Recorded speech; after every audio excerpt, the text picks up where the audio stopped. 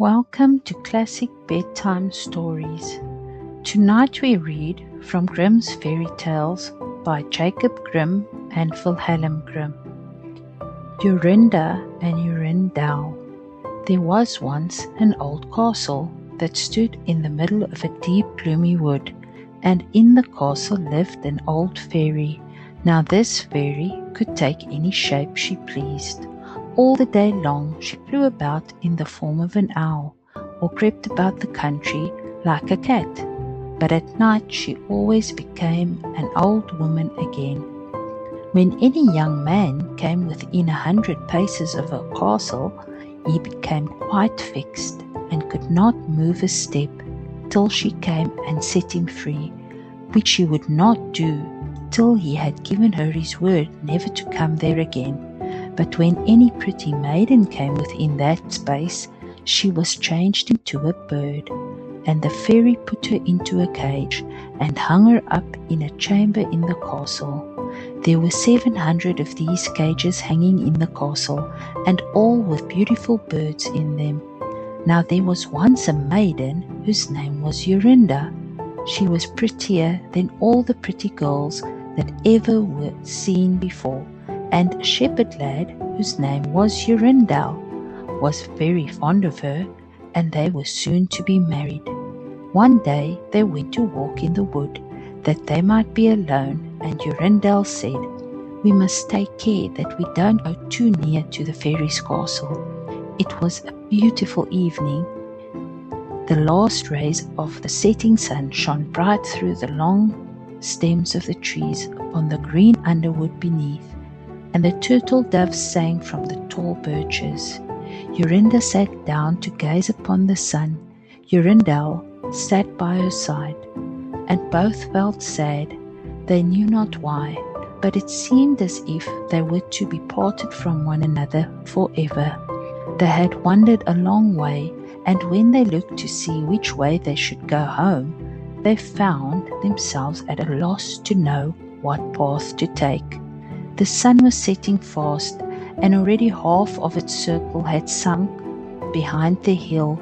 Jorindel on a sudden looked behind him and saw through the bushes that they had, without knowing, sat down close under the old walls of the castle. Then he shrank for fear, turned pale, and trembled. Jorinda was just singing, "The ring-dove sang from the willow spray, well-a-day, well-a-day." He mourned for the fate of his darling mate.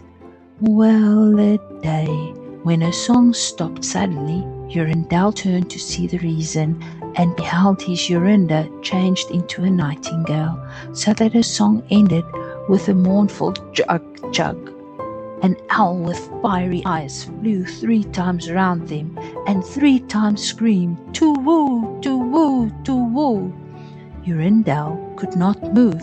He stood fixed as a stone, and could neither weep nor speak, nor stir hand or foot. And now the sun went quite down. The gloomy night came. The owl flew into a bush, and a moment after the old fairy came forth, pale and meagre, with staring eyes and a nose and chin that almost met one another.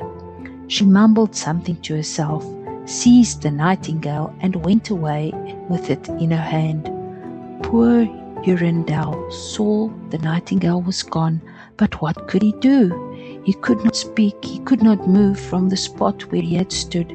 At last the fairy came back and sang with a hoarse voice, "Till the prisoner is fast, and her doom is cast, there stay, oh stay, when the charm is around her and the spell has bound her, hey, away, away." On a sudden, Jorindel found himself free. Then he fell on his knees before the fairy and prayed her to give him back his dear Jorinda. But she laughed at him and said he should never see her again. Then she went away. He prayed, he wept, he sorrowed, but all in vain. "Alas," he said, "what will become of me?" He could not go back to his own home, so he went to a strange village and employed himself in keeping sheep. Many a time did he walk round and round as near to the hated castle as he dared go, but all in vain. He heard or saw nothing of Jorinda. At last he dreamt one night that he found a beautiful purple flower, and that in the middle of it lay a costly pearl, and he dreamt that he plucked the flower and went with it in his hand into the castle, and that everything he touched with it was disenchanted, and that there he found his Jorinda again. In the morning when he awoke, he began to search over hill and dale for this pretty flower, and 8 long days he sought for it in vain. But on the 9th day, early in the morning, he found the beautiful purple flower, and in the middle of it was a large dewdrop as big as a costly pearl. Then he plucked the flower and set out and travelled day and night till he came again to the castle.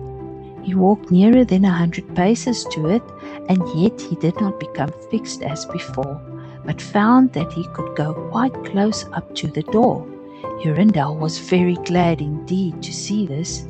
Then he touched the door with the flower, and it sprang open, so that he went in through the court and listened when he heard so many birds singing.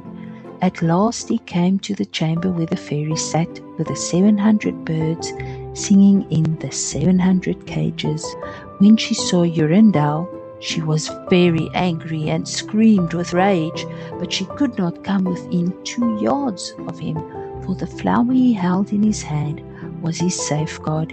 He looked around at the birds, but alas, there were many, many nightingales, and how then should he find out which was his Jorinda?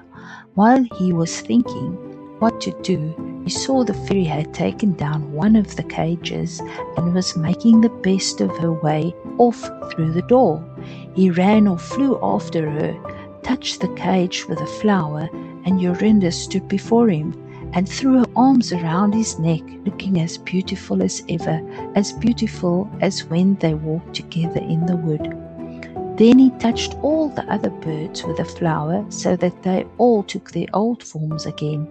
And he took Jorinda home, where they were married, and lived happily together many years, and so did a good many other lads, whose maidens had been forced to sing in the old fairies' cages by themselves much longer than they liked.